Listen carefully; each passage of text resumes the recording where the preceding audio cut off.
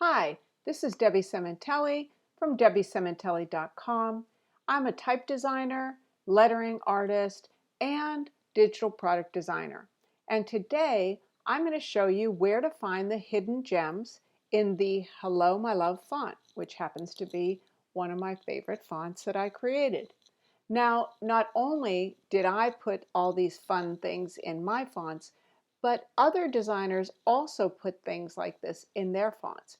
So it's a good idea to get familiar with the different places you can look to see what's in your favorite font that maybe you didn't even know was there. So I'm going to go ahead and start by zooming in so it can really give you a close-up view of what I'm doing. And one of the things we're going to be working with is the character window. So you'll see down here that we have these little buttons that I can press on. And the first one, the FI, is standard ligatures. The second one is contextual alternates. The third is discretionary ligatures. The fourth is swash. And then we have stylistic alternates. And I'm going to come over here to ordinals and fractions, because these are the ones that we're going to be looking at today. So let's start with standard ligatures. And you'll notice on my document, I have it color-coded so that you can see which particular letters or numbers I'm referring to. So in standard ligatures, we're going to go to these two T's. And you can see when I highlight them and turn off standard ligatures, that you get just two standard T's that don't have a very nice smooth crossbar. So that is one of the reasons why we create standard ligatures, so that it looks much better. So all you have to do is turn on standard ligatures and voila. Now in addition, I know a lot of people that use my fonts are invitation designers, and they have always asked me for Roman numerals, which I'm happy to provide. But now what I did in this font was I coded it as a contextual alternate so that all you have to do is turn that on and it will become the Roman numeral that you need. So I'm going to turn that off and show you this is simply an I and a V. And if I wanted it to be the third or the second, whichever one, I can just put 3 capital I's and go to that contextual alternates, and there I have my Roman numerals. Now let's go to discretionary ligatures.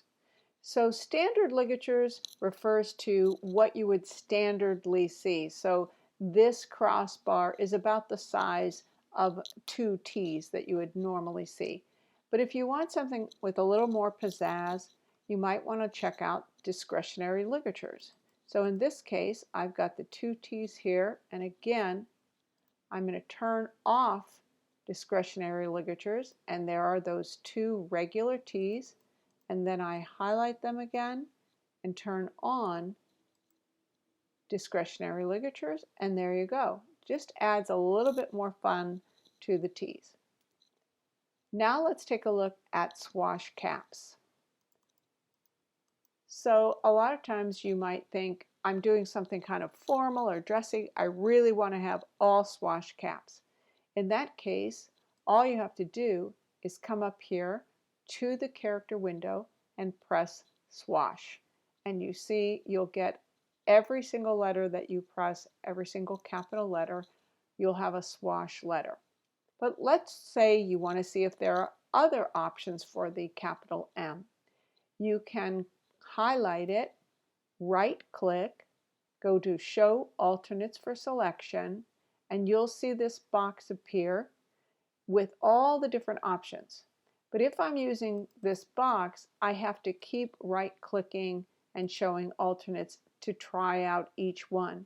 So instead, an easier thing to do is to go up to Type, Panels, Glyphs Panel, and now it's going to give you all of the options for that letter M.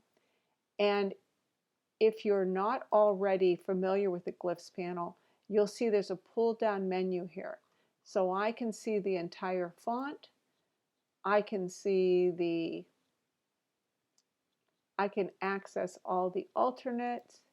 I can see all the discretionary ligatures, and those are just a little bit fancier again than the standard ones. I can see fractions, standard ligatures, ordinals, and ornaments, which you may not realize a lot of fonts have ornaments in them. And we'll talk about that in a second. But let's go back to the alternates for the selection M. And you can see that's right at the top there. Now what's great is that you can just double click on each of these boxes and you can easily see which one you'd like. So why don't we end it right there. Now the next thing I'm going to cover is something that I just mentioned, ornaments in the Glyphs panel. So what I've done in this font is I've created these beginning strokes that can attach to any lowercase letter and match up perfectly. So let me show you how that works.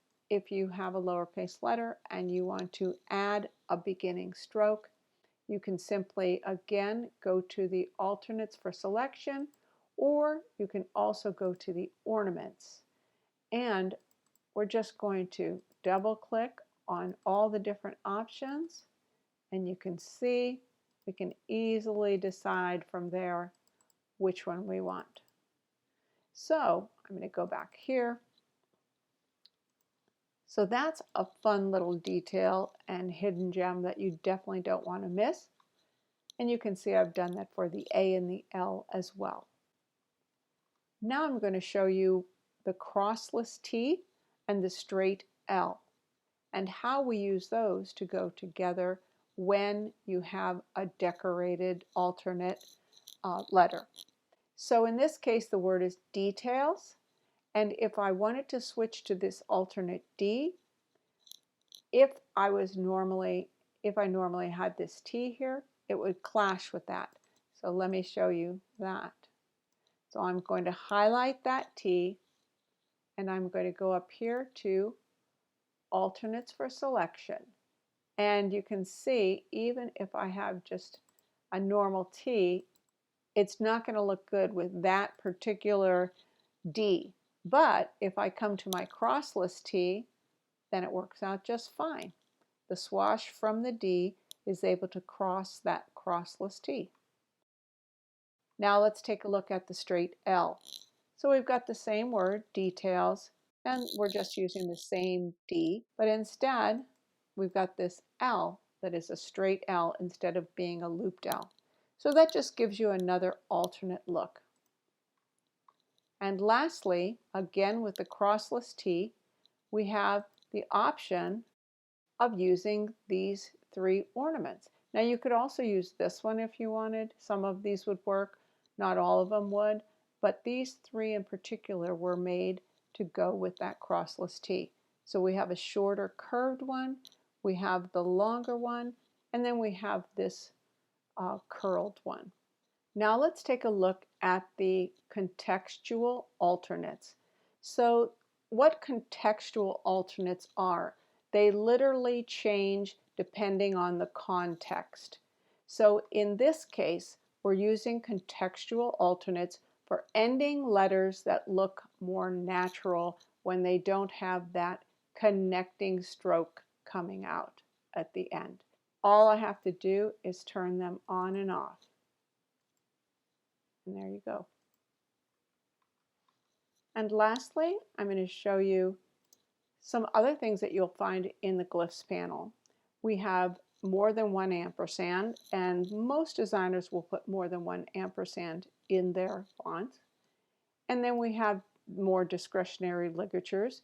And you can see if I click on those double F's and double P's and I turn off discretionary ligatures, they are just double F's and double P's that have been typed. We'll turn that back on. And then we have the word and. You might have a wedding invitation that has two names and you have the and between them. So you want to have something that maybe is a little bit more jazzy. So again, all you have to do is type out the word and then turn on discretionary ligatures.